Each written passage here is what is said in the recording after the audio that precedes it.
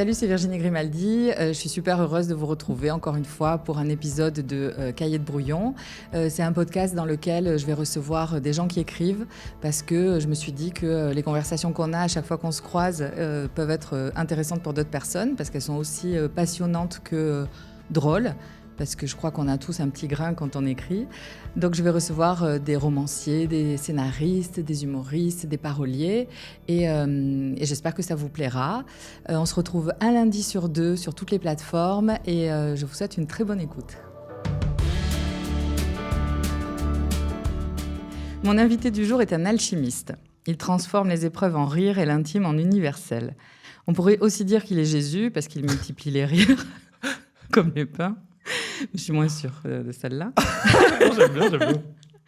Sur scène, dans ses chroniques à la radio ou sur les réseaux sociaux, il parle aussi bien des petites choses du quotidien que des grandes choses du monde. Il puise dans ses névroses, ses contradictions et ses mésaventures pour raconter quelque chose de nous tous. Les mots sont ses boucliers aussi bien que ses armes. Il pourrait se contenter de nous distraire, ce serait déjà pas mal, parce qu'on a bien besoin de rire, comme dit ma boulangère. Mais il use en plus de sa voix pour porter haut ses messages. Je suis persuadée que l'écriture humoristique est l'un des exercices les plus difficiles, mais il réussit ce tour de force de trouver les mots pour pouvoir rire de tout et avec tout le monde, et en plus de nous faire réfléchir et grandir. Il possède en outre l'incroyable talent de porter le chalazion comme personne. Chalazion ou orgelet C'était un chalazion, ouais. Et je sais que c'est pas donné à tout le monde parce que j'en ai souvent, et je le porte vachement moins bien que toi. C'est très douloureux. Je suis très heureuse d'accueillir le moins Gémeaux des humoristes. C'est sur ça, tu vois. J'ai nommé Tristan Lopin. Bonjour Tristan. Ah là là, du coup je rougis. Je suis trop contente que tu sois là. Mais moi aussi. Même si donc visiblement tu as une dent contre les Gémeaux. J'ai pas une dent contre les Gémeaux, mais c'est vrai que j'ai eu une histoire d'amour avec un Gémeaux et du coup, vu que... Et du coup, tu les mets tous dans le même panier. Bah oui, parce que comme j'en ai beaucoup souffert, et voilà. Mais non, mais ils ont mauvaise réputation, mais je crois qu'ils sont pas assez terribles. Par contre, j'ai des très bons amis qui sont Gémeaux. Je crois que je ne peux pas être en couple avec un Gémeaux. Tu en as une en face de toi, tu l'as compris. Déjà, en plus, oui, ça j'avais bien compris. Mais non, j'ai des très bons amis qui sont Gémeaux, mais par contre, je ne couche pas avec. Ah, mais ça me va. Je ne couche plus avec les Gémeaux, Virginie. J'espère que tu ne m'as pas invité pour ça. C'est dommage, mais écoute, je m'y ferai. Non, et en plus, on a un crush commun, Drazik. Ah ouais. Ouais. Parce que j'ai un sweat Drazik et Anita pour les plus anciens d'entre nous.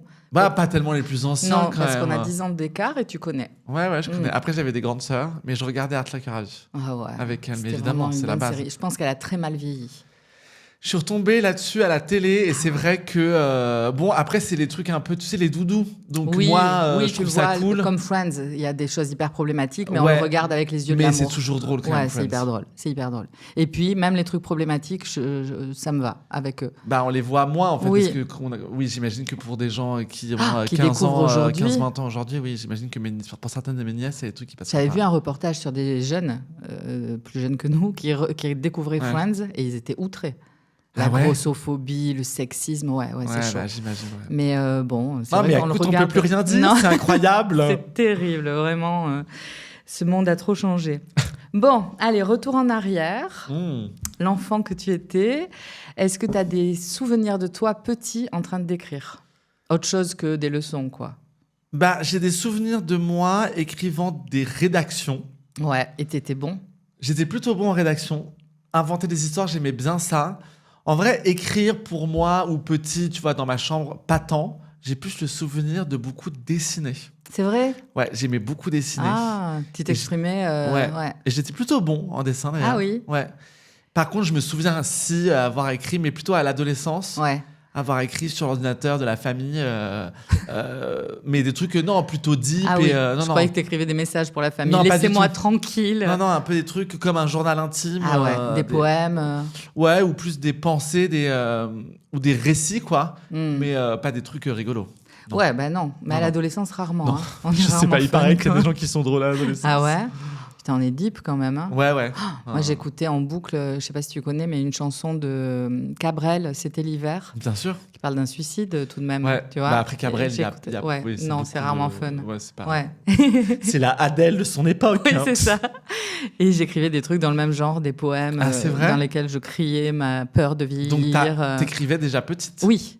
Ah oui, j'écrivais petite, mais vraiment, c'était pas fun non plus. Alors qu'aujourd'hui, c'est plutôt drôle. Enfin, j'essaye, mais... Plutôt léger, quoi, en tout cas, t'essaies. Non, drôle. Pas léger. Drôle, ouais, c'est vrai, ouais. Non, je crois pas que ce soit léger, mes livres, mais vu qu'il y a de l'humour, on peut penser que...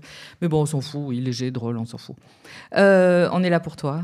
La première fois que tu as fait rire quelqu'un volontairement, tu t'en souviens ? Écoute, je m'en souviens en tout cas d'un moment, oui, très précis, puisqu'il s'avère que j'ai fait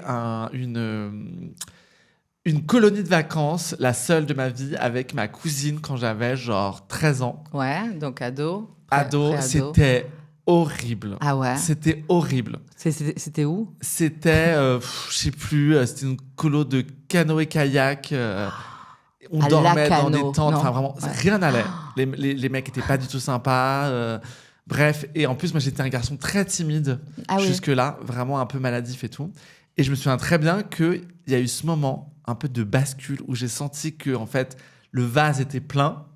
Et je me souviens très bien, ça c'est une anecdote que je raconte de temps en temps, j'ai mangé une tablette de Lindt aux noisettes. Ok. Et je sais pas si j'ai eu un espèce de sugar rush, mais je me suis mis à vanner les mecs qui étaient autour de moi et à faire rire les gens autour de moi. Et c'est vraiment à partir de ce moment-là que je me suis dit, ah ouais, en fait, je peux prendre le pouvoir de cette manière-là. C'est fou. Ouais. Donc le chocolat, possiblement. Le chocolat, et je pense la situation faisait que... T'étais tellement désespéré que t'as dit foutu pour foutu. En mode, vas-y, en fait, oui, le truc qui sort d'un coup, et puis en fait, tu vois que ça marche, tu te dis, ah mais en fait, trop bien, genre... c'est vrai que c'est une et là, bonne t'as kiffé. J'ai kiffé parce que d'un coup, c'est hyper efficace. Tu vois des gens rire. Donc en plus, tu crées chez les gens une émotion qui est hyper positive. Oui. Ça, de joie. Ouais, meilleur sentiment. Et quand même, oui, même sur scène, quand tu vois des gens rire à des blagues que tu as écrites, que tu as pensées, tu te dis, putain, c'est cool, quoi. Ouais, je comprends. Et, puis tu manges du chocolat avant d'écrire maintenant ? Non, plus du tout. Non. Mais en tout cas, ça s'est déclenché un peu comme ça. En tout cas, c'est le souvenir que j'ai. Lindt, si vous nous entendez, vous avez créé un artiste. Envoyez des tablettes à la maison, quoi. Et est-ce que tu avais je sais que tu as eu une enfance un peu compliquée de par ta timidité et tout ça, justement, et puis des gens qui n'ont pas été forcément sympas. Est-ce que tu crois que tu t'es construit un monde intérieur hyper riche, peut-être, pour t'isoler dedans, ou est-ce que tu étais plutôt du genre à observer justement le réel Je crois que j'étais plutôt du genre à observer le réel et surtout à être un peu en distance. Moi, j'ai longtemps, quand j'étais petit, vraiment eu l'impression que j'étais comme un adulte piégé dans un corps d'enfant. C'est vrai. Et qu'en fait, il fallait que j'attende le moment où je serais physiquement à l'endroit où j'étais intérieurement. Ah, c'est drôle. Tu conscientisais ça à l'époque. Je me souviens que vraiment des moments où je partais en vacances et du coup, on disait va jouer avec machin, etc. Il y a pas tout le temps. C'est un enfant. Mais oui, dans ma tête, j'étais un peu là, genre je peux pas rester avec les adultes parce que et puis même j'avais le sentiment d'avoir des conversations, mais parce que je pense que je ressentais des choses très fortes, très intenses, et dont les enfants parlaient pas. Et donc, j'avais besoin, je pense, de les exprimer auprès de quelqu'un qui était apte à les entendre. Oui, et en fait, c'est à l'enfance, souvent, on est plein à ressentir ce genre de choses, mais on se le dit pas. Mais c'est ça. Parce qu'on veut être comme les autres. Et, Voilà. Donc, t'observais et tu jugeais. Tu les jugeais, non ? Je les jugeais pas tant, j'avais l'impression d'être un peu étranger à ce monde-là, quoi. Ouais. Il n'y avait pas encore de jugement tellement dans ma tête. Oui. C'est venu après le jugement. C'est venu après, ça se construit. Avec plus d'assurance, j'ai commencé à avoir du jugement. Plus ça va, je te préviens, parce que j'ai 10 ans d'avance, plus ça va, plus... c'est vrai ? Ouais, on est impitoyable. Ouais, mais je le sens, parce que moi, je supporte de moins en moins les gens, de manière générale. Mon dernier livre, la première phrase, celui qui est sorti, c'est « Je ne peux plus saquer les gens ». Voilà. Ouais, première phrase. Ah ouais, mais je comprends complètement. Et c'est très inspiré de ce que je ressens. Ouais, mais ça m'étonne pas. Hein. Mais parce qu'il se comporte hyper mal. Ouais, je suis d'accord. Excuse-moi. Pardon, comment tu marches à 3 sur le trottoir et t'avances pas ? Merde, comment tu crois que c'est le trottoir à ta mère ? C'est pas... Pardon. J'adore. Excuse-moi. Je suis trop content d'être là. On est hyper raccord. Les deux vieilles personnes aigries, là. Le podcast, il est sympa. Enfin, faut qu'on aille marcher sur le trottoir ensemble et qu'on souffle en passant à côté des gens. Bah oui, parce que le but, c'est vraiment de faire que des réflexions un peu passives-agressives. Mais comprendre que c'est dans le train, le gars qui prend tout l'accoudoir. Ça, moi, j'en ai fait des stories, pas possible. Ah ouais ? Bah oui, les gens qui vraiment prennent le pouvoir sur toi. Hilarantes. La dernière fois, je reprenais l'avion pour la première fois depuis 30 ans. Et j'étais à côté d'un gars qui, d'emblée, s'est approprié l'accoudoir. Ouais. C'était le sien. Et non seulement la coudoir, mais mes côtes aussi. C'est-à-dire qu'il avait son coude dans mes côtes. Pas le long de la coudoir, il les avait vraiment, c'était chez lui. En plus, il avait été odieux avec le steward juste avant. Donc déjà, je l'aimais pas. Donc, je lui dis, en plus, quand même gentiment, je lui dis, monsieur, excusez-moi, vous dépassez. Il me dit, c'est la coudoir. Je dis, oui, mais là, c'est mon corps et vous me touchez. Je vous touche. Et vous aussi, vous me touchez. Je dis, oui, alors le toucher, c'est un sens réciproque, en effet. Si vous me touchez, je vous touche aussi. Bref, il souffle, tout ça, il sort son bras. Odieux. Peut-être 5 minutes après, mon fils, qui était de l'autre côté Hublot, mon fils de 6 ans, demande à aller aux toilettes. Je me dis, on va le faire chier et tout. Bon, tant pis. Je l'emmène. Et au retour, je me dis, j'ai pas envie de me taper ce mec tout le trajet. Je mets mon fils au milieu. Et à un moment, je suis avec mes oreillettes, là, en train d'écouter un truc, et j'entends « Ah ouais, vous avez une serviette ?» Je regarde, et qu'est-ce qu'il y a ? Il me dit « Votre fils, il m'a renversé son jus d'orange dessus. » Et dans ma tête, j'ai fait « Chut !» Et j'ai dit « non, je suis désolée, j'ai pas de serviette. » Tu crois qu'il l'a fait exprès ? Mais non, pas du tout. En regardant dans les yeux, genre... Non. Non, pas du tout. Il n'a pas fait exprès parce qu'il n'avait même pas suivi ce qui s'était passé. J'imagine bien. Mais le démon, j'aimerais bien qu'il l'ait fait exprès. Conjuring, le gamin, tu sais. Mais je me suis dit, c'est bien. Au moins, il était hyper bien sapé et tout. Je suis sûre qu'il allait à un rendez-vous important. Ouais. Il était vénère. Ouais. Mais voilà, non, c'est ce genre de truc. Et en même temps, après, quand tu discutes avec eux et tout, je me dis, les pauvres, je m'en veux d'avoir pensé du mal d'eux. Tu vois, ça te fait pas ça ? Vite ça fait. Dépend. Non, je pense pas. En général, je pense pas du mal de gens qui méritent pas qui n'ont pas fait une action qui pensent, tu vois. Juste prendre la coudoir, c'est pas gravissime. Non, c'est pas grave. Mais par contre, si le comportement de derrière il est pourri, je peux penser du mal 2 secondes. Après, je passe à autre chose. Oui. Non, par contre, je passe à autre chose, Virginie. Par contre, est-ce que ça t'arrive Moi, pardon, on part sur totalement autre chose. C'est pas grave. Est-ce que ça t'arrive Alors, est-ce que ça t'arrive sur le trottoir quand tu marches, c'est toujours toi qui te décales. Les gens en face ne se décalent jamais. Alors, moi, j'ai remarqué quelque chose, c'est que moi, je me décale un peu de manière instinctive. Ouais. Les meufs aussi se décalent. On se décale toutes. Les mecs se décalent pas. C'est fou. Ils continuent tout droit comme s'ils étaient seuls. Ouais. Donc, j'ai décidé de ne plus me décaler. Bah non, t'as raison. Non, mais je me suis défoncé l'épaule. Par contre, je me prends des coups d'épaule et les gens disent « Hé, toi aussi, hé !» Tu vois, pourquoi moi Pourquoi toi, c'est à toi de te décaler ? Je suis d'accord. Je te bouscule, mais tu m'as bousculé aussi, si tu vas par là. Mais par contre, il y en a qui disent « Oh, pardon !» Et là, je m'en veux. Je me dis « Oh, nul, pourquoi je suis comme ça ? Pourquoi… » Non, en tout cas, il ne faut pas que ça devienne une espèce de prison dans laquelle tu te dis à chaque fois « Je vais faire en sorte de lui rentrer dedans pour qu'il comprenne qu'il devrait se décaler. » Parce que là, c'est à toi que tu fais du mal. C'est ça, c'est dosé. Il faut prendre un peu de distance, Virginie. J'aime bien. Nouveau podcast sur les incivilités. Ah, mais je suis chaude. Franchement, on peut y aller. Ouais. Je comprends. Alors, donc, tu ouvres un blog. T'as quel âge quand tu crées un blog ? C'était un Skyblog ? Moi, j'avais un Skyblog. Un Skyblog ? Ouais, moi, j'avais un Overblog. Ah oui, ouais. Je vois. Alors moi, pour ma génération, c'était très tendance le Skyblog. Ouais. Quelle année, tu te souviens ? Je pense que j'étais quand même en 4e. Ah ouais, tu étais hyper jeune. Ouais. Tu mettais des photos de tes stars préférées. Je mettais surtout, je faisais des montages, moi. Des montages de couvertures de magazines. Avec toi ? Avec moi, avec des potes, et je créais des espèces de trucs en mode machin, histoire d'amour, clash, machin. C'est trop bien. Parce que c'était en plus l'époque un peu de love story, des trucs comme ça. Ouais. Et donc, je créais un peu, je me souviens, j'avais créé un truc qui s'appelait la Pouf Academy. Il fallait élire celui ou celle qui serait la plus grosse pouf. C'est hyper. C'est très drôle. C'est très. Et vraiment, j'ai retrouvé l'autre fois sur des. Et c'était parmi des personnes qui existaient vraiment. Ouais, bien sûr. Tu choisissais les poufs. Ouais. Sur le blog, les gens pouvaient voter. Alors vraiment, il y avait 12 commentaires. Mais c'est horrible pour les poufs en question. Non, parce que c'était des potes. Genre, même moi, j'étais inclus dedans.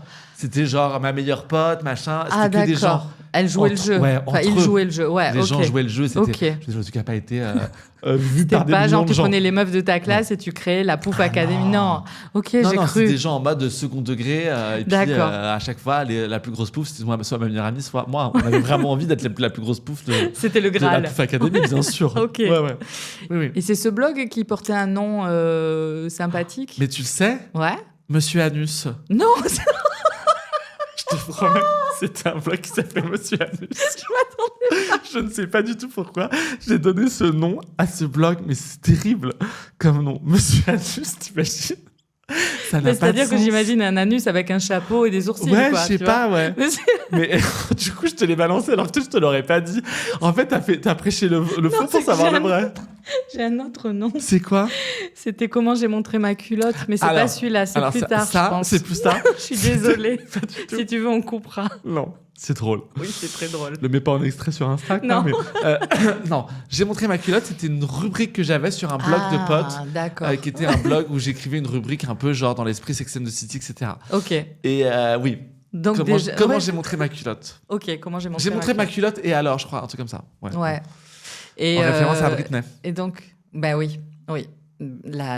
C'est ta star. Muse. Ouais, ta Ouais. muse, ouais, je comprends. Tu t'as vu ces dernières vidéos avec les couteaux et tout? Ah bah oui, ça fait quelques années ouais, maintenant ça fait qu'elle quelques utilise années, mais... des couteaux. Non, écoute, je crois que là, elle a été reprise en main par Kim Kardashian parce que j'ai vu qu'il y j'ai avait pas le coiffeur de Kim Kardashian qui avait fait un selfie avec Britney en mode je la coiffe. S'ils peuvent la tirer de là Donc où elle est, peut-être ça que serait chouette. ouais, ça serait chouette. Ouais. Je sais plus du tout où on en est, si on en est au blog. Ouais. Au blog. Donc, tu as déjà ce truc d'écrire et d'écrire drôle, quoi. Comme dans ouais. Sex and the City, c'est plutôt Ouais. Sur les des rubriques, chroniques. oui. Ouais, c'était un peu des chroniques. Et d'ailleurs, dans mon premier spectacle Dépendance affective, il y avait un extrait, enfin, il y avait un passage, c'était vraiment une chronique que j'avais écrite. Ah oui. Oui, Sur oui. quoi? Je me souviens plus, mais il y avait un truc, je crois, autour de ce moment où tu retrouves un ex alors que t'es plus avec et que tu projettes des trucs pas possibles. Ah, toi, tu es encore avec, mais lui, il est plus avec toi. Ouais. C'est ça? Exactement. Ça nous est tous arrivé. Horrible. Ouais. Mm. Mais oui, en tout cas, c'est la première fois que j'écrivais avec un ton vraiment humoristique qui était un peu voulu. Voilà. Et t'avais les commentaires des gens qui disaient c'est hyper drôle, j'ai rigolé. Ouais, c'est surtout après, en fait. Parce que moi, en parallèle, j'étais costumier pour le cinéma. Je bossais également chez Ralph Lauren. Ouais. Et, tu dis ça avec un ton... Parce que c'était affreux. Ouais, ça te plaisait pas. Franchement, non, pas du tout. Puis après, j'ai bossé chez Céline aussi. Et après, en fait, c'est au fur et à mesure que je me suis aperçu qu'il y avait un potentiel comique et que du coup, on m'a incité à monter un peu sur scène, quoi. Oui. Mais sinon... Ouais, mais il faut le faire. Même si, moi, si on m'incite à monter sur scène, je dis non, pas du tout. Mais t'y allais. Ouais, mais j'avais fait du théâtre avant, au D'accord. lycée. Et je sentais que c'était déjà un endroit dans lequel... et puis moi, je me disais, j'avais été tellement longtemps très sur moi-même et pas du tout vers les autres, etc., que je savais que le théâtre, c'était quand même un endroit où tu te sentais d'émancipation bien. et un endroit difficile parce que faut y C'est aller, ça. monter sur scène et tout. Hein. Mais par contre, je savais que fallait que je me force un peu, mais que c'était une vraie source d'épanouissement. Ouais, ça te permettait de sortir de ta zone Ouais. de confort et de... En tout cas, ça a été une tentation tout de suite. Ouais, je me suis dit, comprends. ouais, ça peut être chouette et tout. Et très rapidement, j'ai senti que c'était l'endroit où j'étais le plus heureux. Quoi. Tu te souviens de la première fois que tu es monté sur scène avec un de tes textes? Ah non, t'as J'ai pas... pas de souvenir précis. Pas de la première fois où je suis monté en public. C'était devant pas un des gens et spectacle tout. entier la première Non. fois, c'était un sketch. Ça devait on appelle être ça des sketchs. Ouais, un sketch. Ça devait être au café Le Paris, je crois. C'est à Oberkampf. Et c'était une espèce de scène ouverte Ouais. dans laquelle j'allais au tout début. Et t'avais fait venir des potes et tout. Ouais, tu je sais, crois. Café de Paris. Ouais. Ça doit être vraiment... C'était affreux parce qu'en plus, on n'était même pas assis derrière une scène ou quoi. En gros, tu étais dans la salle et puis d'un coup, ils t'appelaient, tu te levais de la salle. Donc, et après, quand tu revenais dans la salle, si ça avait Paris, bah, tu te rasseyais à côté des gens qui n'avaient Paris à tes blagues. Paris qui te jugeait. Ah là là. Non, je pense Ouais, que les gens ils étaient jugent là pas, pour mais en tout ça. cas, tu te rassis à un endroit où tu te dis putain, merde. Ouais, donc mais t'y as été. Ouais, bien sûr. Et est-ce que tu t'es dit, je veux faire ça? C'est ce que je veux faire de ma vie. À quel moment tu te l'es dit? En tout cas... Parce que là, c'était en complément de ce que tu faisais, quoi. C'était, Ouais, mais bon, je commençais à me dire que c'était un truc qui me rendait heureux. C'est aussi mon metteur en scène, qui était un prof de théâtre, qui remplaçait mon prof de théâtre, qui m'a dit, mais si jamais ça t'intéresse de monter un spectacle, moi, ça m'intéresse de se mettre en scène. Il ne me l'aurait pas soufflé, je l'aurais peut-être pas fait. Ouais, mais c'est une histoire de rencontre et d'opportunité. Ouais. Et c'est arrivé comme ça. Donc après, j'ai commencé à faire des plateaux. Et puis, il y a des moments où ça marche pas. Et puis, il y a des moments où ça marche super. Et puis, je pense qu'il y a aussi une croyance qu'on a en soi-même qui parfois dit écoute, là, ça n'a pas ri, mais je crois quand même que c'est intéressant et je crois que c'est drôle. Ah ouais, ça, c'est une question que j'avais justement. Ouais. Si toi, tu as vraiment envie d'aborder un sujet ou un truc que tu trouves hyper drôle mais qui marche pas, tu le gardes, tu le retravailles Non, tu le retravailles, mais il y a toujours des sujets. Et puis moi, je veux dire, il y a quand même des sujets que j'aborde qui sont pas forcément... de premier abord, en effet. Tu te dis pas, on va se plier de rire. Oui. Et puis, il y a des sujets qui sont plus faciles oui. pour créer le rire que d'autres. Hein, ouais. Je veux dire. Ouais, donc, je trouve ça bien d'avoir l'exigence de dire « Ah, c'est peut-être un peu touchy, c'est peut-être pas là où on attend de rire le plus, mais par contre, je pense quand même que c'est drôle. » Il y a des gens, je veux dire, tu peux avoir une salle de gens qui est très difficile et le lendemain, avoir une salle de gens qui est pas très difficile, fou, mais où c'est mitigé. Donc, quand tu testes un nouveau truc, moi, je pars toujours du principe qu'avant de l'annuler, de la sortir, tu le testes quand même 5-6 fois, histoire de dire... tu t'arrêtes pas au premier billet. Ouais. Bon, écoute, 5 fois sur 6, ça n'a pas ri. Bon, c'est que... c'est que ça marche pas. C'est que ça marche pas. Bon, voilà. Faut reformuler ou quoi. Et quand tu écris un spectacle, tu as une thématique en tête pour que ce soit cohérent ou... par exemple, ton premier spectacle. Non, mais on s'en fout d'être chronologique, d'ailleurs. Tout tes spectacles. Là, c'est le 4e que tu vas commencer à jouer. Troisième, troisième, le premier avait eu 2 titres parce que D'accord. On l'avait changé avec la prod. Ah ok, c'est pour ça que j'ai trouvé. Ouais, en fait, il avait un premier titre quand j'étais seul et après quand j'ai eu une prod, on a changé le titre. Ok. Donc là, c'est vraiment le 3e. Et en l'occurrence, le premier et le 2e, le premier surtout, je l'avais écrit avec des bribes que j'avais un peu imbriquées les unes à côté des autres. Oui, c'était un patchwork. Voilà. Le 2e, un peu moins. Et le 3e, je l'ai vraiment écrit d'une traite. Ah oui. En fait, j'ai commencé à l'écrire et j'ai continué. Après, je me suis arrêté, je relisais, je continuais, etc. pour arriver à l'endroit où à la fin, je me suis dit, là, je crois que c'est la fin de ma pensée. En fait, je voulais vraiment tirer un fil.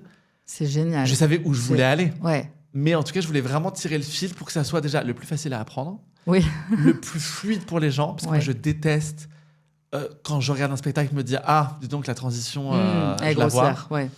Que déjà après quand tu es sur scène, en fait c'est beaucoup plus facile d'enchaîner quand tu sais où tu vas, quand la pensée juste suit son cours.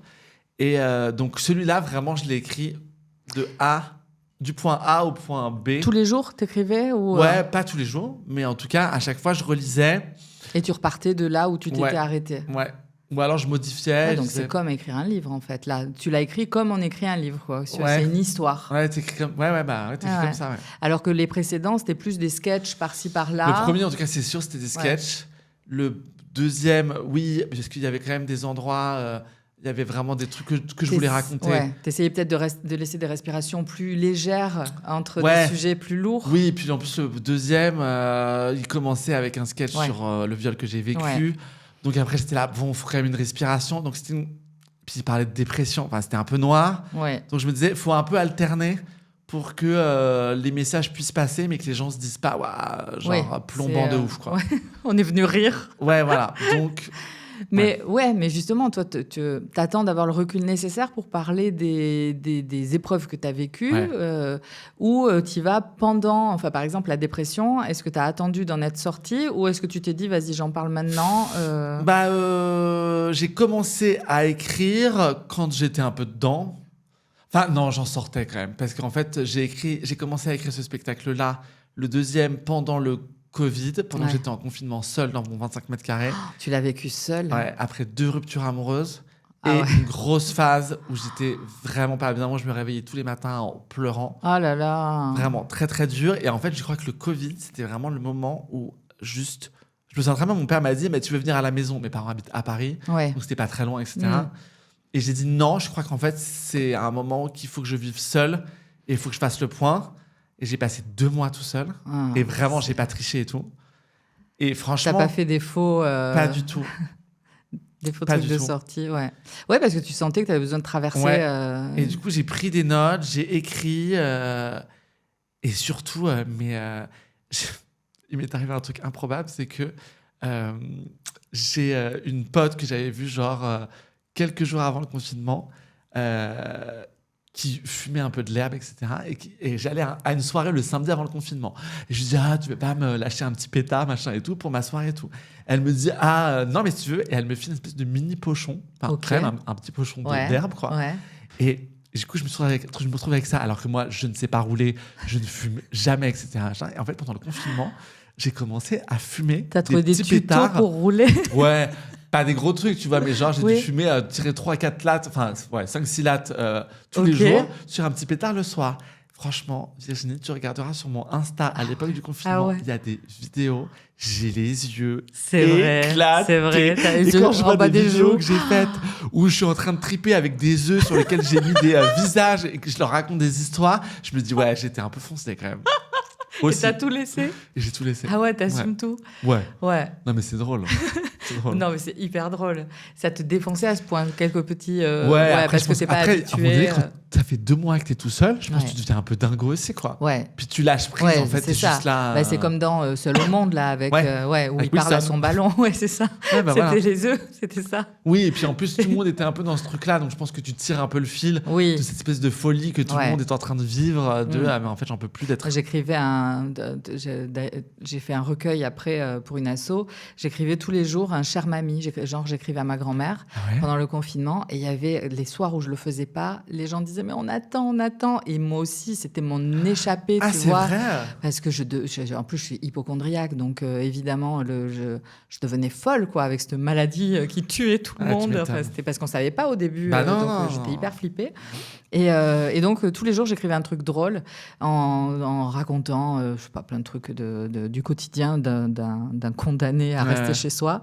Et ça a créé un lien. Et donc toi tu faisais ça dans les stories, c'était. Mais c'est ça, rire pour pas crever en fait là. Rire pour pas complètement craquer, Mais en même temps ça m'a fait du bien. J'ai commencé à écrire le spectacle, j'ai fait sortir plein de trucs. C'était une chouette période. Enfin, c'était une période très dure, mais je pense que c'est dans le dur qu'on récupère les meilleurs trucs. Hein.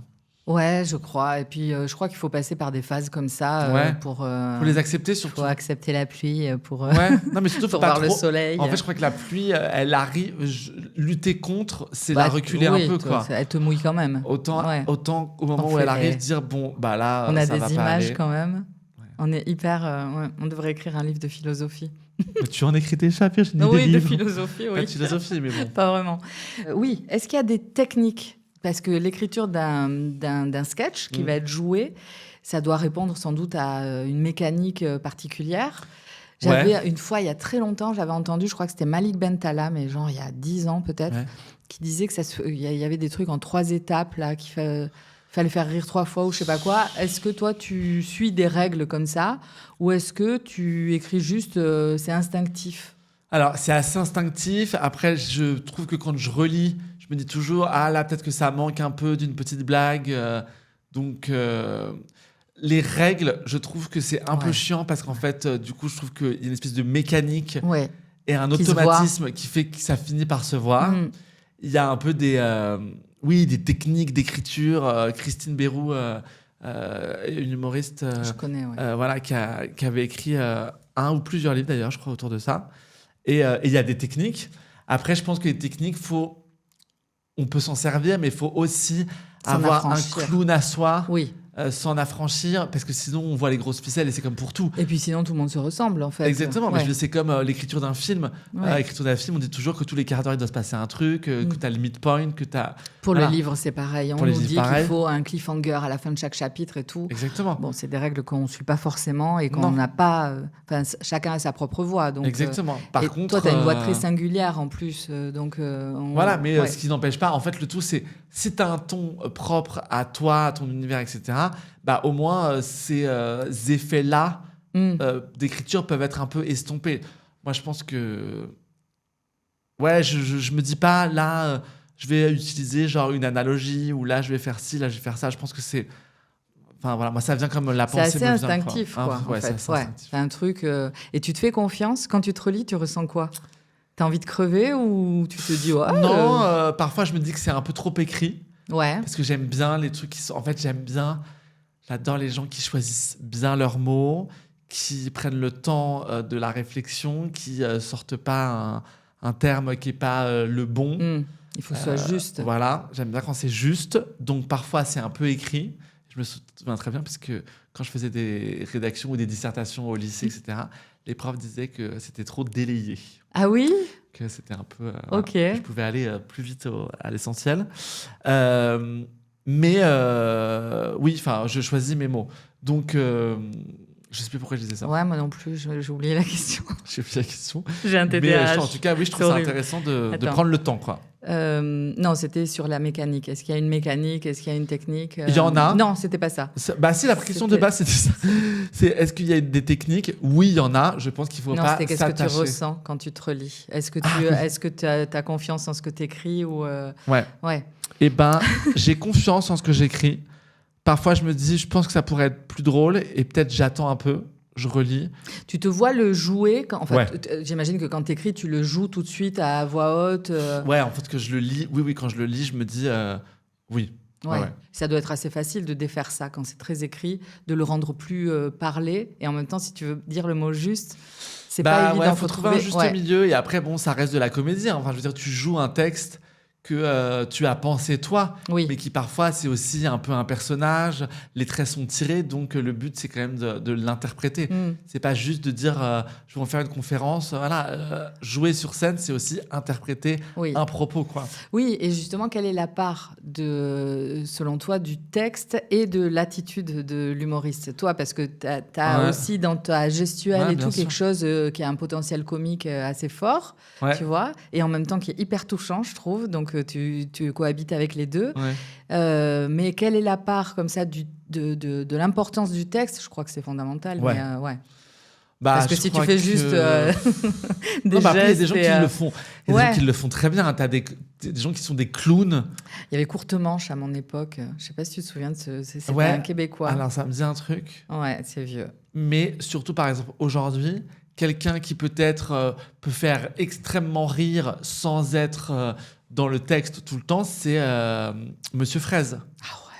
Tu vois? Il est hilarant. Bah ouais, et puis moi je me souviens quand j'étais allé voir son spectacle, il arrive et il tire sur scène, vraiment, il tire l'absurde et il dit rien. Et c'est hyper drôle. Donc il y a des gens qui ont un talent fou pour ça. Moi, c'est pas le mien, en tout cas pas pour l'instant. Enfin, en tout cas, j'ai pas exploré cette partie-là. Oui, mais tu t'appuies sur le texte. Voilà. Mais par contre, moi, dans mon cas, oui, le texte, c'est très important. La gestuelle, les déplacements, ce que tu... oui, c'est important aussi. Ouais, donc ça, c'est un travail ça aussi. Oui, parce que si tu le lis comme ça... mais en même temps, tu es tellement drôle à l'écrit aussi, sur Instagram. Et c'est vrai, Enfin, je trouve qu'à chaque fois, tu as la phrase qui claque, tu vois, qui va faire rire, et tu arrives à voir le comique dans les situations banales du quotidien, en fait. Ça, c'est hyper fort. Et donc, au-delà de ton écriture, je pense que tu as ce regard qui fait que tu vois tout de suite comment tu vas pouvoir tirer quelque chose de drôle.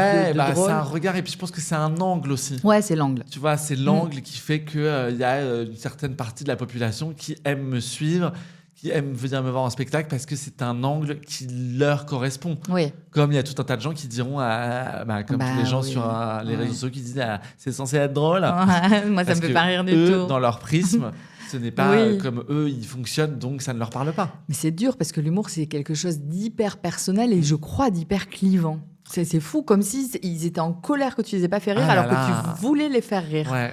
C'est terrible. Alors que bon, tu n'as rien promis déjà. Et puis qu'en plus, tu as envie de dire sur les réseaux sociaux, en plus, c'est gratuit, quoi. Ouais, et puis ça leur tombe dessus, ils n'ont pas forcément choisi. Est-ce qu'ils sont obligés de dire que. Tu as envie de dire, si t'aimes pas, passe à autre chose. Enfin, tu vois, Tu reçois beaucoup de. Non, en vrai, pas tant. Parfois, j'en reçois des messages. Mais tu vois, c'est surtout des commentaires. En vrai, en message privé. Non, message privé. À part des insultes. Non, ils ont envie que ça sache ce qu'ils ont écrit en général. En fait, moi, je que tout le monde le voit. En général, ces gens-là mettent des commentaires parce qu'ils ont envie qu'on leur réponde, que des gens leur répondent pour créer un peu du débat, pour créer ce petit frisson qu'on sent encore un peu exister. Quoi. Oui. Tu vois. Et tu leur réponds ? Soit je réponds des trucs drôles. Merci pour ton message et puis du coup tu prends de la distance. Et puis de temps en temps quand vraiment tu te dis mais quel est l'intérêt de ce truc, parfois je réponds mais écoute, genre vraiment tu n'as que ça à faire, genre ça fait 1000 ans qu'on vous dit de passer à autre chose. Fais autre chose de ta journée. Va prendre un Gaviscon et tout va bien. Tu vois, en plus avec toujours la vieille photo de merde du mec ou de la nana hyper gênante avec le vieux pseudo. C'est souvent ça. C'est tout le temps ça. C'est souvent ça. Si, dans 100 ans, donc a priori, tu ne seras plus de ce monde, et moi encore moins, il devait rester un seul de tes sketchs. Et donc, ce serait ce qui reste de toi, non seulement ce qui reste de toi, mais aussi peut-être un message que tu as envie de passer.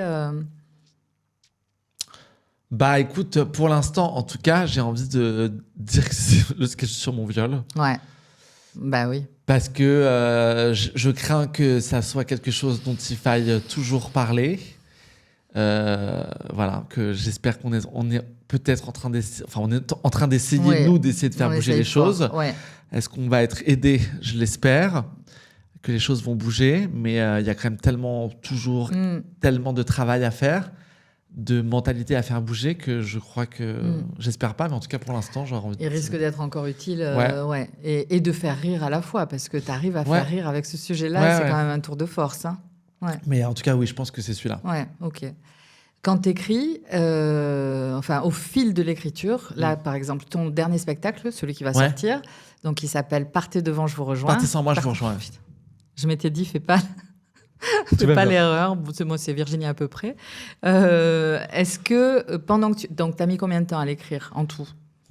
J'ai commencé à prendre des notes là-dessus. C'était genre il y a 1 an et demi. Donc c'était en, je sais pas, novembre-décembre 2024. Ok. Ah ouais. Mais des notes. Donc l'idée de ouais. Je pense que j'ai dû mettre 6 mois à l'écrire, un peu, tu vois, de bout à bout. Mais bon, après, je l'ai modifié. Mais là, je pense que ça fait vraiment 4-5 mois qu'il est vraiment écrit et que je modifie 2-3 petits trucs par-ci par-là. Mais... Ah ouais, tu le relis, tu continues de le relire et d'essayer de l'améliorer. Ouais. Et tu l'as jamais joué encore? Non, enfin, je le joue en répétition avec mon metteur en scène. Ouais. C'est le premier à lire ce que tu écris ou Ça a pas été. Si, je crois que ça a été le premier. C'est pas le metteur en scène du précédent. Enfin, il avait bossé sur le spectacle précédent, mais c'était pas mon metteur en scène. Ok. Oui, ça a été le premier à lire. Et il lit sur papier ou tu le joues devant lui? Non, je lui ai envoyé par mail. Oui, enfin sur papier, sur écran. Attends, non, pas du tout, je lui ai lu. Ah oui? Ouais. En le jouant ou Je l'ai lu à lui et à Marion Mésadorian, qui est une comédienne humoriste que je trouve brillante. Et je leur ai lu en même temps, il me semble.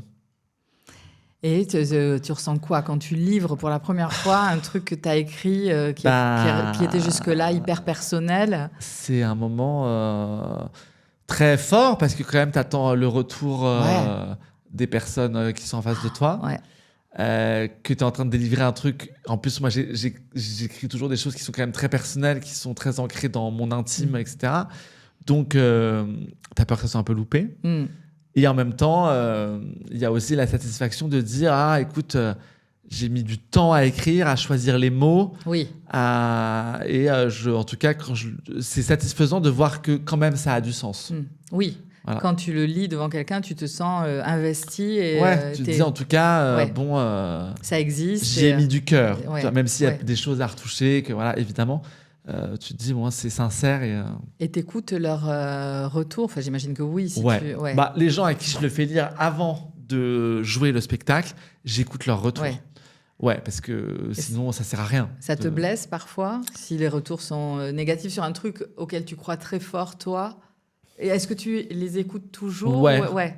Les gens à qui je le fais lire, oui, je les écoute toujours.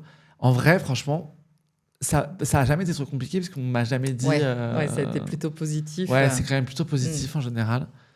Après, voilà, je prends du temps pour écrire les choses et tout. Tu vois, quand je fais lire quelque chose, c'est vraiment que je suis sûr de moi. Peaufiné, que peut-être il y a des choses à modifier, qu'il y a peut-être des trucs qui sont trop longs. Mais pour moi, tu me dis c'est de la merde, je te dis non, je crois pas. Et tu fais pas lire du tout pendant? Non. Non. Ça, non, parce que j'ai envie. Parce qu'en fait, les gens ne savent jamais vraiment où est-ce que tu as envie d'aller. Donc, du coup. Oui. Vu toi, tu as la vision. Ouais. Vu que la pensée n'est pas terminée, je me dis, non. Ça doit être quand même, parce qu'en plus, tu t'exposes ce que tu as dans la tête et tu t'exposes toi physiquement. Ça doit être quand même particulier, le rapport comme ça au public, je sais pas. Ouais, et en même temps, je pense que je me souviens très bien d'une fois j'étais à la sortie d'un concert avec Juliette Armanet, avant qu'elle sorte son album Allumer le feu. Allumer le feu. Pas du tout. Merde, comment s'appelle cet album Je connais pas le nom de son album. Brûler le feu. Ok. Allumer le feu, c'est Johnny Hallyday. Elle a changé de voix. Et je me souviens très bien, c'était avant que je sorte ce spectacle-là. Et on discutait et tout. Et elle m'avait dit, mais de toute façon, parce que moi j'avais un peu peur, j'étais là, mais quand même, c'est beaucoup. Les gens voient une personne très solaire sur scène, etc. Et puis là, d'un coup, je vais arriver avec une part d'ombre très très forte. Ouais. Et elle m'avait dit, non, mais je crois qu'à partir du moment où c'est sincère, ça passe toujours.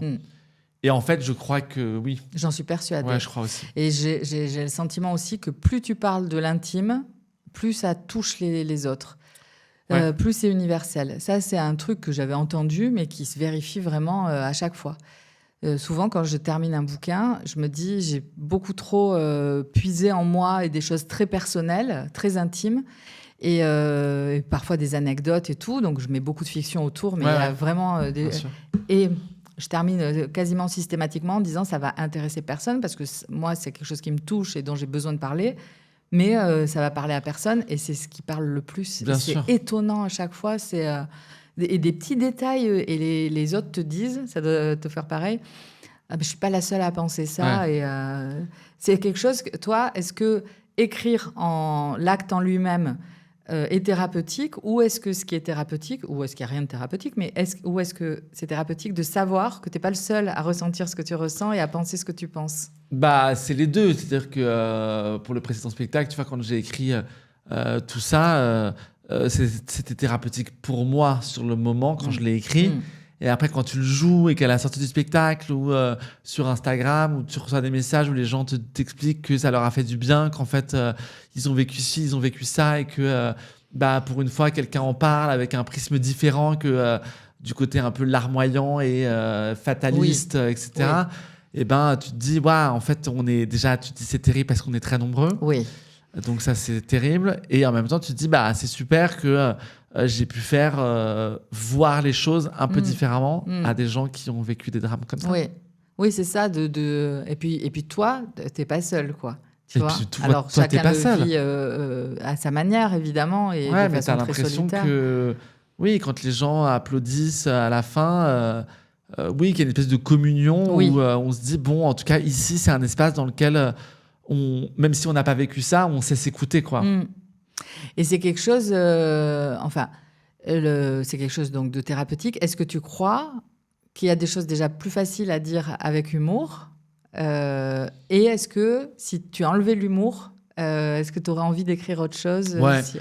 Mais moi, en général, et particulièrement le deuxième spectacle, quand je l'ai écrit, c'était absolument pas drôle. Et souvent, moi, j'écris, c'est pas drôle, et après, je rajoute, pour faire des rire, choses, etc. Mais en vrai, donc non. Ta base qui est plutôt deep, et après, tu vas rajouter les vannes.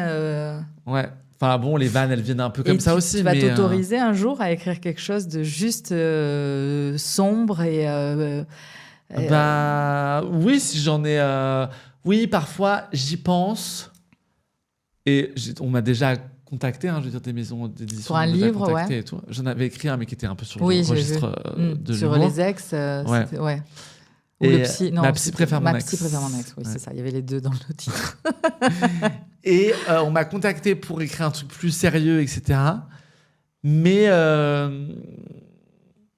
j'y pense. Mais je pense que c'est quelque chose qui prend du temps et que j'ai envie de vraiment mûrir si jamais... et trouver l'angle, peut-être. Et puis trouver... Puis je trouve qu'il faut faut savoir ce que tu as envie de raconter vraiment, quoi. Ah oui. Profondément. Quel est l'objectif de tout ça? Ouais, je pense qu'à un moment, tu auras un truc qui se mettra dans ton ventre, là, et tu auras besoin de l'écrire, et ça sera le bon moment, Mais tant que ça vient pas de manière aussi forte, ou comme les spectacles, d'ailleurs, je veux dire, moi, là, ça fait plus de 2 ans que je suis pas remontée sur scène. Et en vrai, je l'ai pas fait parce que j'avais rien à raconter. Je savais pas, ça fait si longtemps que t'es pas montée. Ah ouais. La dernière, c'était le 16 mai 2024. Donc, tu t'obliges pas, tu te dis pas l'inspiration, parce qu'il y en a qui sont très artisans comme ça, qui se disent tous les matins, je me mets à mon bureau et je force un peu l'inspiration. Non. Toi, t'attends d'avoir le besoin Je suis comme toi. Pas encore, en tout cas. Mais j'ai besoin de plus souvent, moi. Tous les ans, il y a le besoin qui revient.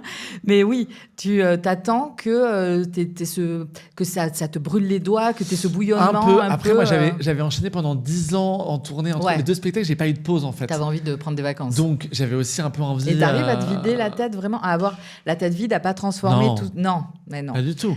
Tu transformes tout ce que tu vis aussi parce que tu en fais de la matière première déjà pour ce que tu écris sur Insta, pour tes spectacles et les chroniques que tu écris aussi pour la radio. Donc tu es toujours en train de bosser, en vrai. Un peu, mais bon, c'est la tête qui mouline. Mais après, si, ça m'a quand même pris 2 ans où j'ai bossé sur d'autres projets aussi, mais où tu prends le temps d'aller au cinéma, de dîner avec tes potes le week-end. Parce que quand tu es en tournée, en fait, tu vois quand même plus personne. T'as plus de vie, oui. C'est beaucoup, quoi. Ouais, j'imagine. Donc, t'enchaînes, c'est quoi 3-4 fois par semaine quand tu pars en tournée? Ouais, et puis il y a quand même des mois entiers où tu peux ne pas avoir de week-end. Là, c'est un truc que je vais essayer d'espacer un peu parce qu'en fait, c'est très dur, quoi, de partir du mercredi du mercredi ou du jeudi jusqu'au dimanche, où tout le monde est en mode là, et puis en fait, tu reviens et t'es là, tout le monde est en train de travailler. Et toi, tu as aussi des rendez-vous parce que voilà, donc tu n'as pas vraiment de week-end. Et tu es obligé de faire des scènes le week-end, c'est mieux, ça se remplit plus vite le week-end, c'est ça? C'est surtout que les gens, quand même. Ils sont plus libres. On en fait aussi en semaine. Oui.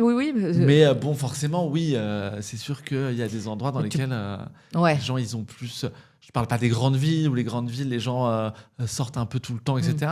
Mais il y a quand même des endroits où les gens, forcément, c'est plus pratique pour eux de prendre la caisse pour venir au théâtre, voir. Telle ou telle personne ou tel spectacle. Donc, tu es obligé de caler. Donc, forcément, ils ont plus de temps le week-end. Enfin, c'est normal. Tu écris donc des chroniques pour la radio. Est-ce que ça t'est arrivé d'écrire une chronique, tu l'as trouvée trop bonne et tu t'es dit, celle-là, je la garde pour le spectacle? Pas trop, parce que les chroniques, j'ai essayé vraiment beaucoup de les faire pour sur de l'actualité. Oui. Le spectacle, et elles sont toujours hyper justes et drôles à la fois. Mais non, garder pour le spectacle, non. La bande originale chez Nagui, j'ai arrêté l'année dernière parce qu'en fait, j'étais justement dans une phase où je me disais, en fait, j'ai envie d'écrire un nouveau spectacle. Donc, c'est en train de parasiter un peu mon temps de cerveau disponible. Et je suis en train de balancer des vannes, ou en tout cas, je suis en train d'avoir envie d'écrire des trucs que je pourrais garder pour la scène. Voilà, oui. Donc, j'ai arrêté Nagui. Et là, cette année, il m'appelle de temps en temps pour la matinale en remplacement. C'est pas un rythme régulier. Mais vu que c'est un peu de temps en temps, je me sens pas toutes les semaines l'obligation de me dire il faut que j'écrive. Ouais, tu gardes. Donc, c'est. Ouais. Et l'exercice, il doit être très différent. L'exercice d'écriture. C'est très différent. Parce que là, tu as un thème imposé, non? Non, remarque, non, c'est l'actu. Pas moi. Ça peut, il y a des émissions où c'est imposé sur France Inter. Là, ça ne l'est pas. Mais oui, forcément, c'est... Enfin, tu as envie d'être un peu dans l'actu, tu as envie de... Parce qu'en plus, je trouve que... ça doit être très différent. Parce que là, il faut faire rire. Et en même temps, je trouve moins que sur scène. Parce que du coup, je trouve que quand tu abordes un sujet qui peut être très difficile, et en ce moment, l'actualité, elle est quand même pas réjouissante, je trouve qu'en fait, à la radio, tu peux balancer des vannes un peu de temps en temps et tout, mais si le sujet est intéressant, on dira toujours que c'est bien écrit. Oui. Et que au moins c'est intéressant, qu'il y a eu des vannes, donc c'est drôle aussi un peu, mais ça peut ne pas être que drôle. Alors que sur scène, quand même, je trouve que rapidement, si ça fait un peu conférence... Les gens sont pas venus pour ça. Ouais, je comprends. Il y a quand même un deal. Je me dis plus pour un spectacle. Par contre, le sujet, il est dur. Faut que je trouve des vannes. Faut vraiment que ça soit drôle. Que une chronique où je me dis, je pense que c'est drôle. C'est pas que drôle, mais c'est pas grave. C'est quand même, c'est le sentiment que j'ai, notamment sur Instagram, j'ai l'impression que c'est quand même ta nature de réussir à trouver du drôle dans quelque chose qui l'est pas et de voir le comique dans les situations. Ouais. Et c'est drôle que du coup tu le rajoutes après sur ton spectacle. Mais ça doit devenir quand même assez les vannes, elles doivent... Alors, t'écris d'abord la base, mais les vannes doivent te venir quand même assez facilement, non? Oui, mais après, le but, c'est de trouver une vanne qui n'est pas celle qu'on attend tout à fait. Ouais. Oui. En fait, il y a des endroits où tu te dis... et là, ça m'est arrivé pour une chronique que j'ai faite là, sur France Inter, où justement, je disais... c'est vrai que vu l'actualité... et tu vas chercher un truc en disant qu'est-ce qu'on a plus envie de faire que de faire des vannes sur l'actualité, vu que l'actualité, elle est horrible. Et donc, d'un coup, tu te dis, je préférerais aller, je sais pas, lécher les barres du métro sur la ligne 13, tu vois. Donc tu dis oui, mais ça, on l'a entendu 15 fois. Ouais. Faut que je trouve un truc qui soit peut-être plus absurde, un truc, tu vois. Et du coup, là... Et t'as trouvé ? Oui, j'ai trouvé, j'ai dit quoi ? J'ai dit... c'est sûr que c'est toujours plus tentant d'aller lécher des seringues usagées sur la colline du Crac. Oui, c'est vrai que... Et donc l'image, moi je la trouve un peu plus forte, elle est moins classique. Moins attendue. Ouais. Donc voilà, donc tu peux trouver des vannes. Le but, c'est pas de trouver la première vanne, c'est de se dire, est-ce qu'il n'y a pas une vanne qui est meilleure que celle que je viens de trouver ? Ok. Voilà. Ouais, c'est un vrai exercice. Et parfois on y arrive, parfois on n'y arrive pas. Hein. Mais bon. Ouais. Et tu changes beaucoup ton spectacle parce que tu l'as joué combien de temps le dernier ? 3 ans. 3 ans, il a beaucoup évolué. Il a beaucoup évolué, ouais. Et tout qu'on supprime. Parce que ça fait pas rire assez ou parce que tu n'as plus envie de parler de ça ? Est-ce qu'il y a des choses... Oui, pardon. Non, mais j'ai plein de questions dans la question. Non, vas-y, finis. Non, parce que y a des trucs que tu écris au début que tu trouves bien et puis au bout d'un moment tu te dis je crois que ça m'ennuie un peu ou peut-être que en fait je trouve que c'est pas si moderne que ça. Et tu sais, je pense toujours à... Tu sais, quand tu écoutes un album d'un artiste, il y a des chansons qui sont super. Puis tu as des chansons où tu te dis, c'est bizarre de à la fois avoir mis une chanson qui est aussi bien que ça et à côté une chanson qui est vraiment pas géniale. Ouais. Et je trouve que... Bon, pour l'album, tu peux faire ça parce qu'une fois que l'album est sorti, voilà. Ouais, tu peux pas. Mais un spectacle, je trouve que du coup, moi, il y a eu des sketchs, je me disais, mais je le trouvais bien, mais je sais pas, là, je crois que ce que j'ai fait avant, c'est tellement drôle. Il faut être aussi fort. Que ça, je trouve que c'est vraiment un peu en dessous. Je trouve ça un peu dommage. Donc, il y a des trucs que j'ai supprimés. Ouais. Ah, tu supprimes carrément. Ouais. Ok. Ouais. Et il y a des choses que tu regrettes d'avoir écrites d'avoir écrites dans tes anciens spectacles, des choses que tu n'assumes plus aujourd'hui ou que tu voudrais réécrire autrement Non, parce que je crois que les spectacles qu'on écrit sont révélateurs de la personne qu'on est à l'instant T. Ouais. Donc j'ai toujours beaucoup d'affection pour la personne que j'ai été il y a 12 ans, comme celle d'il y a 3 ans et comme celle d'aujourd'hui où je me dis, oui, il y a des trucs où je me dis, je trouve ça moins drôle ou ça a un peu vieilli et tout, mais bon, ça appartient à une autre époque. Oui, c'est ça, c'était le toi de cette époque-là. Oui, et puis quoi qu'il arrive, je crois que je n'ai jamais fait de blagues problématiques ou voilà. En tout cas, t'as pas fait de blagues racistes, homophobes, sexistes. Ou en tout cas, si, il y a pu y avoir des persos que j'ai joués qui étaient hyper racistes. Oui. Mais en tout cas, j'estime que si c'est c'était pour dénoncer. Voilà, mais c'est tout le problème, parfois. Ah ouais, il faut trouver vraiment le bon endroit. Hein. Ouais. Et puis surtout, moi, je me souviens d'avoir déjà fait des plateaux en région, dans des endroits un peu paumés, voilà, où t'arrives, et je faisais un sketch de mon premier spectacle où je jouais une espèce de tante bourgeoise, raciste et homophobe au possible. Et dans la salle, tu vois, il y avait les gens qui ne comprennent pas que c'est de l'humour. Ouais. Moi, j'ai déjà eu des gens vraiment qui sont dit en me disant alors là, c'est vraiment un personnage, mais comme si les gens se disaient je le comprends ce personnage.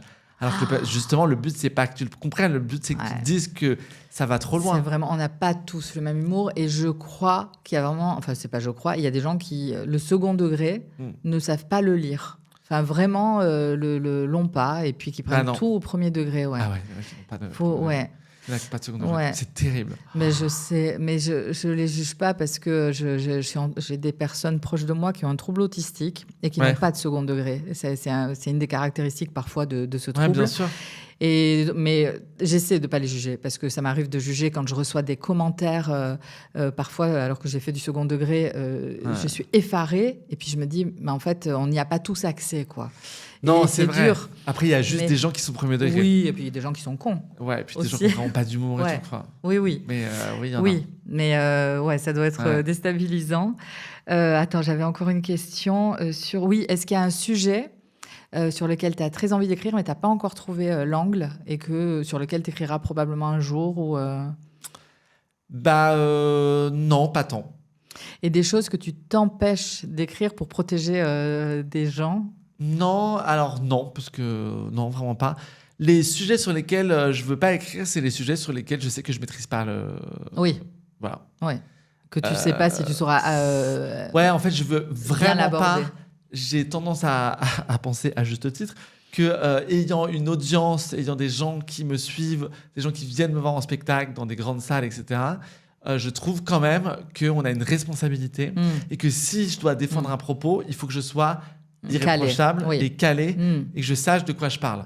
Donc, il y a des sujets qui peuvent me heurter profondément, mais sur lesquels je ne vais pas forcément écrire de sketch dessus, parce que je me dis, je crois que je n'ai pas assez toutes les infos, j'ai pas le recul et la stature. Je vois exactement de quoi tu parles. Voilà. Oui. Et puis après, en plus, si on vient te confronter sur ça, tu si je suis pas capable de dire ta non parce que si, parce que ça, non, j'ai trop peur d'avoir l'air con. Et il y a des gens qui n'ont aucun problème à avoir l'air con. Moi, ça me met mal à l'aise. Oui, je comprends. Comment tu doses entre sincérité et mise en scène, tu vois, entre t'as envie d'être au plus proche de ta vérité et t'as envie de faire rire. Souvent, je pars de choses que j'ai pu observer autour de moi, d'événements, et puis après, tu tires un peu parce que la semaine d'avant, tu avais vu aussi une nana ou un mec qui avait dit ça dans la rue, et que du coup, tu dis, ça collerait bien, du coup, vas-y, je le mets là-dessus, comme ça rajoute. Tu grossis un peu, tu grossis un peu le trait, quoi, bien sûr. Oui. Est-ce que tu peux est-ce que tu as en tête un échange improbable avec soit quelqu'un du public, là on passe sur l'aspect public de ton métier, ou une interview qui s'est mal passée, ou enfin un truc, un moment improbable lié à ton activité? Tu dois en avoir pas mal. Improbable, oui. Après, malaisant ou quoi, pas tellement. Non. Je me souviens juste d'une date que j'avais faite, je ne sais plus si c'était à Aix-les-Bains, où... Alors, il y a 2 trucs dans la même soirée. C'est très drôle parce qu'à un moment donné, je faisais une blague sur les gens qui votent RN, etc. Voilà. Et je me souviens très bien qu'il y avait eu 2 mecs qui avaient levé la main. Chose que les gens ne font jamais. Pour t'interrompre ? Non, mais pas... Non, tu demandais... Genre, il y a des gens qui votent RN dans la salle, je sais plus, mais c'était un truc qui était un peu hors spectacle. C'était un peu une espèce d'interaction. Et en général, les gens ne lèvent pas la main. Mais comme les gens ne lèvent pas la main, si je dis Mélenchon... il n'y a pas de... Je partais sur totalement... Non, mais c'est pour dire que, quel que soit le bord politique, souvent, les gens ne lèvent pas la main. En l'occurrence, je fais cette remarque-là. Et il y a 2 mecs qui lèvent la main. Et du coup, j'entame un peu une conversation. Parce qu'en fait, il s'avère que les mecs ont vraiment 16 et 17 ans. Ah oui. Enfin, ils sont très jeunes. Des bébés. Ils sont très jeunes. Des bébés à Rennes. Voilà. Et du coup, ça m'intéresse parce que je me dis, je sais pas, c'est quand même beaucoup de repli sur soi. J'ai l'impression que quand on est jeune, on est plus dans un truc humaniste et d'ouverture où on a envie d'ouvrir le champ des possibles, etc. Quitte à être un peu utopiste. Oui. Et on avait eu une conversation là-dessus et je m'étais un peu dit, putain, c'est fou quand même de sitôt... avec des propos que je trouvais un peu... ils ont assumé leur point de vue. Après, on n'est pas rentré dans les détails. Puis j'étais pas là non plus pour... j'étais pas là pour les vilipender. Chacun a les idées qu'il veut. Mais bon, ça m'avait un peu surpris. J'étais là, c'est con quoi, d'être aussi jeune et de déjà avoir... On en voit pas mal. Bien sûr, on en voit pas mal.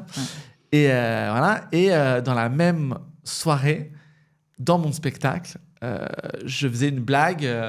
en disant, je parle de mon viol, vous pouvez plus sortir de la salle en disant que vous n'avez pas aimé le spectacle. Parce que là, évidemment, vous êtes pris au piège. Quoi.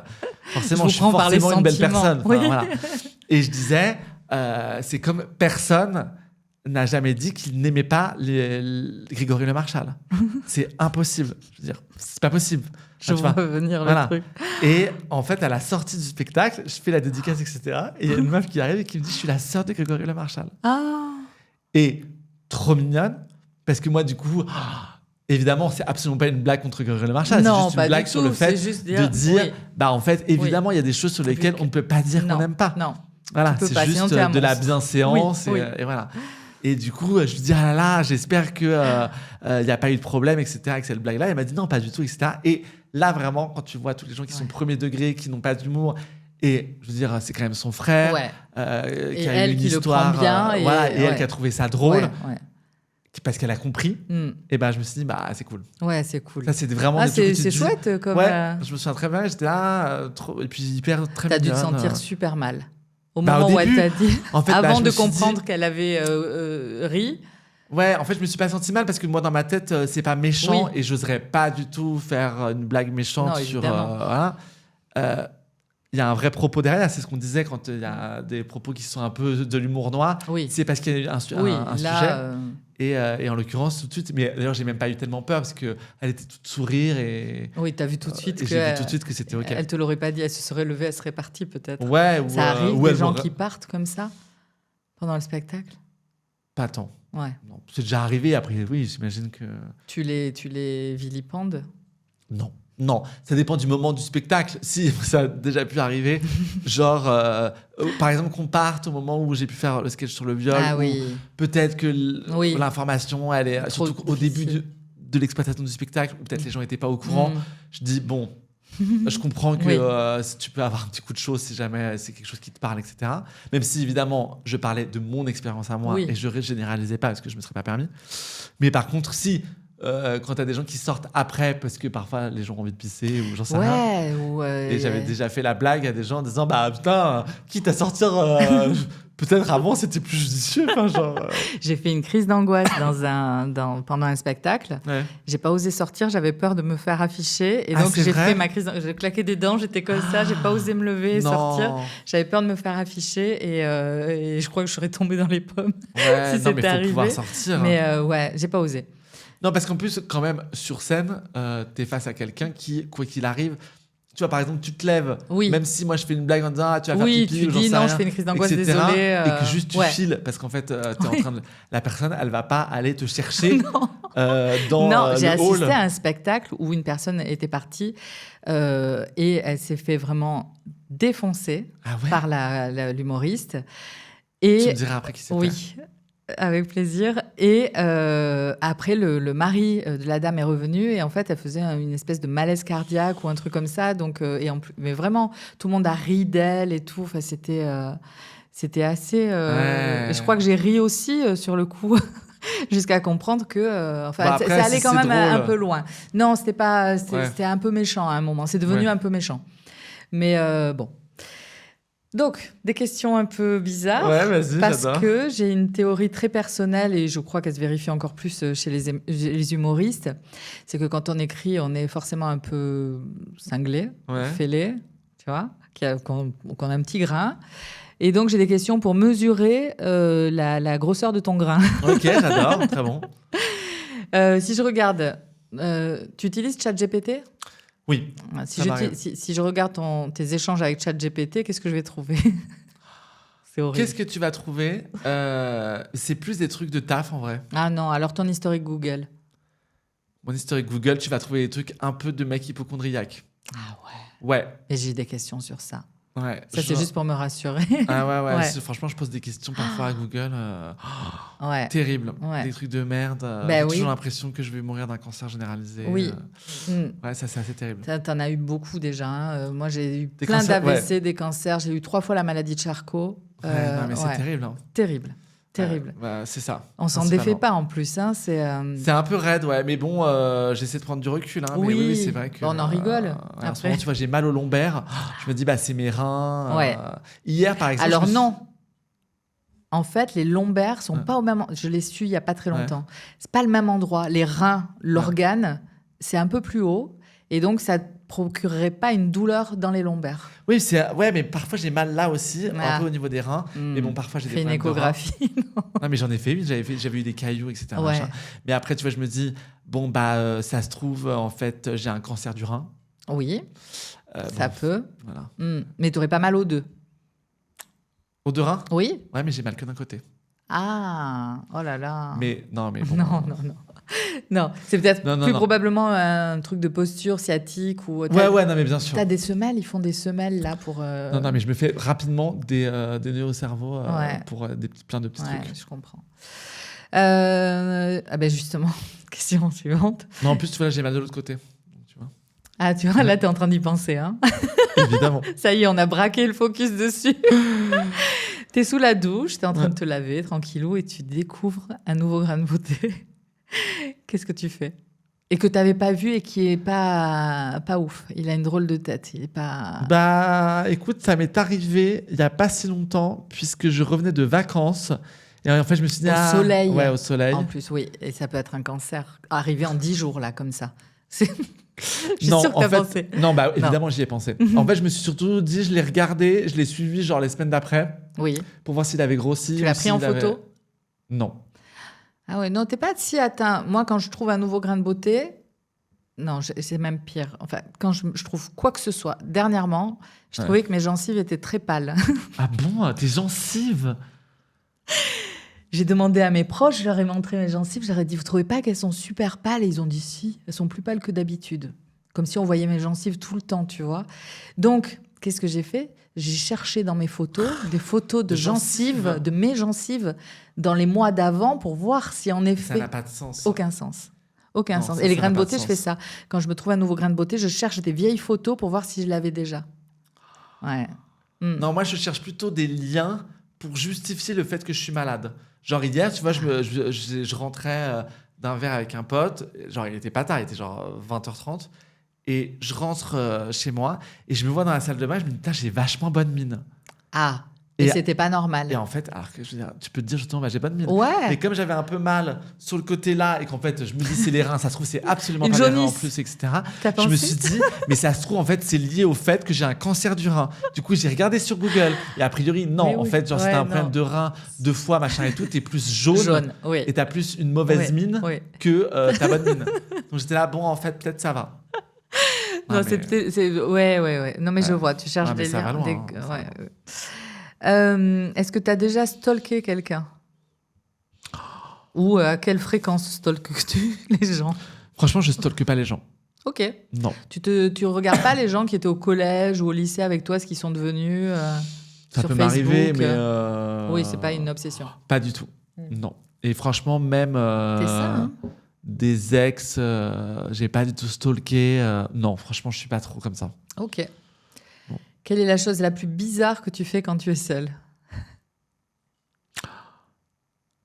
À part parler avec des œufs. Ce qui est déjà pas mal quand même. Hein. La chose la plus bizarre que je fais quand je suis seule. Bizarre, je sais pas. Après, ça va dépendre des gens. Parfois, je parle seule. Oui. Mais tu sais, en prenant un peu des personnages. Ok. Tu vois, je me réponds un peu à moi-même, genre je fais un truc et puis, je sais pas, je vais cliner un peu un truc, parce que je peux être un peu maniaque parfois. Et puis d'un coup, je vais prendre une voix qui va dire « Ah, mais donc, putain, tu lâches pas le truc. Hein. De toute façon, fais-le parce que sinon tu vas être mal. » Enfin, tu vois, je me réponds un peu. Ah ouais. Et tu réponds « Ça va, je fais ce que je veux. Ouais. Alors oui, je fais pas la conversation non plus, mais parfois, ouais. Ah, j'adore. J'aimerais trop que tu sois filmé et qu'on puisse voir ça. Non, je pense pas. Parfois, je le fais à poil. Tu vois. Ouais, mais je pense que ça pourrait intéresser des gens. Ça pourrait intéresser des gens, mais ça pourrait être un peu malheureux. Oui, je comprends. T'es dans un taxi, la clim est beaucoup trop forte. Tu commences à avoir des stalactites qui poussent dans le nez et tout. Qu'est-ce que tu fais ? Je demande au chauffeur de baisser la clim. Non, mais t'es hyper sain. Parce qu'on n'est pas très nombreux à oser. Non, mais en fait, j'oserais. Il y a plein de trucs que j'ose pas faire, mais en fait, si je suis dans un taxi et que j'ai vraiment trop froid, je demande. Ouais. Pas tout le monde. Des stalactites qui me poussent dans le nez, c'est chiant quand même. Ça fond après, c'est pas très grave. Ouais, mais bon, je suis pas là pour attraper la crème. Non. Alors, tu sais qu'on peut pas attraper le froid. Oui, je sais, il paraît. Ouais. Je sais, j'ai du mal à y croire aussi. Quand je l'ai dit, je me suis dit, elle va me faire la remarque. Elle est hypocondriaque, donc elle sait. Ouais, elle s'y connaît en médecine. Et c'est quoi les choses que tu n'oses pas faire ? Par exemple, je travaille là-dessus, mais je sais pas, par exemple, dans le métro, je m'assieds à côté d'un mec qui a les jambes écartées. Ah ouais. Bon, je vais essayer de faire comprendre qu'en fait, j'ai besoin de mettre mes jambes, mais je vais avoir du mal à dire excusez-moi, vous pouvez resserrer vos jambes. Parfois, je le fais, mais je me fais un peu violence. Ouais, il faut que tu... Ou parfois, je sais pas, tes gens au ciné, un truc que je fais, si maintenant je le fais, c'est vraiment de dire aux gens, vous pouvez parler moins fort, en fait, ou juste pas parler, en fait, parce qu'on est au cinéma. Mais tu te mets la pression avant bien de sûr. dire, est-ce que tu as le cœur qui bat hyper fort ? Et puis d'un coup, je sors, je me retourne et je dis, vous pouvez arrêter de parler. Ouais. Et tu culpabilises tout de suite après ? Non, mais après, je me dis, putain, est-ce qu'ils vont me taper, quoi ? Ah ouais. Ouais. Moi, je me mets la pression pour oser le dire, tu vois. Je me donne du courage. Monte, hein. Ouais, et puis avant que j'y me arrive, dis, c'est que vraiment, ça fait un ose, moment que je suis en train de ruminer. Hein. Ouais. Qu'est-ce qui te fait immédiatement juger quelqu'un? À part son signe astrologique, manifestement. Quelqu'un qui dit pas bonjour à tout le monde. Ouais. Je crois que le premier genre truc... au serveur et tout. Ou pas merci quand le serveur pose un truc sur la table. Ou genre, t'es avec quelqu'un et quelqu'un arrive et moi, si je connais la personne, elle dit pas bonjour à la personne qui est avec moi ou inversement. Oui. Quelqu'un qui te dit pas bonjour, je trouve ça ouf. Ouais, je comprends. Et parfois, ça arrive. Mais c'est à juste titre. T'as pas des jugements péremptoires, mais qui sont vraiment exagérés? Non. Genre quelqu'un qui porte des pantacours. Ouais, ce genre de choses, non. Non, ça sera pas un jugement. Je vais juste me dire, il est habillé comme un sac. Mais oui. Non, ça sera plus des réflexions. Genre quelqu'un qui va être radin ou quelqu'un qui... ça, je me dis, ah putain, c'est chiant. Ouais, c'est chiant. Ou quelqu'un qui est premier degré. Ouais. Oui, je comprends. Et c'est dur de changer. Après, si après tu découvres que en fait il est sympa, tu gardes cette première impression. Après, moi, je veux dire, dans les amis que j'ai autour de moi, il y a des gens qui ont des défauts aussi. Enfin, je veux dire, tout le monde a des défauts. Et même moi, j'imagine qu'il y a des gens qui doivent se dire... avec cette idée. Et on a encore du travail, chérie. Bon, je te fais des tu préfères. Vas-y. Tu préfères faire rire ou faire sens? Faire sens en faisant rire. Ok, t'as pas choisi quoi. Je préfère faire rire. Non, parce que faire rire sans faire sens, je trouve ça chiant. Ouais. C'est comme ces trucs un peu démago, quoi. Ouais. Ça sert à rien que les gens soient acquis à ta cause si c'est en leur racontant de la merde. Donc non, faire sens. Tu préfères, jusqu'à la fin de tes jours, tu peux plus rien regarder d'autre que tes propres spectacles en boucle, jusqu'à l'écœurement, ou jusqu'à la fin de tes jours, tu regardes une vidéo de tous tes ex qui font une chenille sur Patrick Sébastien. Enfin, pas sur Patrick Sébastien, mais sur du Patrick Sébastien. Attends, donc soit je regarde tous mes spectacles ad vitam, soit ad vitam, je regarde que mes ex qui font la chenille. Ouais, je connais ton choix déjà. Mes spectacles. Ouais, je comprends. Le choix était trop facile. Et puis la chenille, ça va vraiment être répétitif, quoi. C'était déséquilibré. Ouais, c'était déséquilibré. C'est un peu déséquilibré. Mais ils sont à poil. À poil avec une plume dans le cul. Oui, mais donc je pense que j'ai déjà l'image dans la tête. Ok. T'as pas besoin de la vidéo. Non, vraiment, non. Ok. Tu préfères perdre ton spectacle alors que tu venais de finir de l'écrire ou perdre une dent en direct au JT de Delahousse? Non, perdre mon spectacle. Ah ouais? Parce que je pense que si tu sais ce que tu veux écrire... Non, tu sais plus. T'as tout oublié. Pardon, j'impose mes règles. Perdre une dent. Ah ouais. Oui, parce que tu peux en faire une blague. Putain, tu vas me porter l'œil. Arrête. Non. Tu préfères un article destructeur dans Les Inrocks ou aucun article?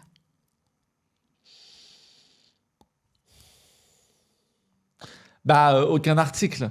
Mais je crois que un article, c'est un article. Ouais. Donc pub, pour mon ego, je crois que pour ma santé mentale, je préfère aucun article. Ouais. Mais dans l'absolu, je crois qu'un article, c'est bien quand même si c'est un mauvais article. Ok. Est-ce que tu préfères ne plus jamais rire de toi ou ne plus jamais rire des autres? Je préfère ne plus jamais rire des autres. Ouais. Oui. De moi, ça va être très dur pour vivre avec les autres. Oui. Oui, je suis d'accord. Ok. Et dernière question. Si tu pouvais revenir dans le passé et échanger avec le Tristan qui écrivait son tout premier sketch, qu'est-ce que tu lui dirais? Est-ce que tu lui dirais quelque chose déjà ou Ouais, je lui dirais, mais comme à plein d'autres moments de ma vie, je lui dirais fais-toi confiance. Parce que je remarque que c'est un milieu dans lequel les gens ont beaucoup envie de faire des choses qui sont déjà faites ou de ressembler à des gens qui fonctionnent très fort. Ouais. Et je crois que en fait, la vraie force, c'est la singularité, et d'être très en phase avec qui on est et ce qu'on a envie de faire et ce qu'on trouve drôle. T'as été tenté, toi, de ressembler à d'autres ou au début de t'inspirer? Non, hein, t'as eu ta voix tout de suite. Non, oui, en tout cas, je trouve que plus on avance et plus on a envie de s'émanciper de tout ça. Oui, au début, j'imagine qu'il y avait des références, quoi. Desquelles j'avais envie de me rapprocher. En tout cas, je me suis jamais dit j'ai envie de faire du ci ou du ça. Ouais. Mais oui. Ouais.